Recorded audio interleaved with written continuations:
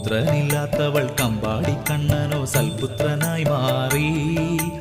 ഇല്ലത്തണയുമ്പോൾ പാലും തൃക്കൈകളിൽ വെണ്ണയുമേകിടും. കുട്ടിക്കുറുമ്പുകൾ കാണിച്ചിടും നേരം അമ്മ ശാസിച്ചിടും. നൽകുരൂരമ്മ തൻ ഭക്തിയിൽ കണ്ണനും തൃപ്തനായി തീർന്നിന്നോ. അമ്മയോടുണ്ണിക്കാൻ സ്നേഹവായ്പും സദാ ഉണ്ടായിരുന്നിന്നു. ശ്രീവില്വമംഗലം സ്വാമി ഭിക്ഷയ്ക്കായി എത്തുമെന്നായപ്പോൾ ശുദ്ധി വരുത്തി കുളിച്ചു വരാനമ്മ ചെന്നു കുളിക്കടവിൽ.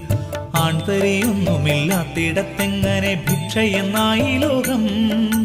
ചെമ്മങ്ങാട്ടാദിനം ഭിക്ഷയാണെന്നതും കേട്ടു വിഷമിച്ചു.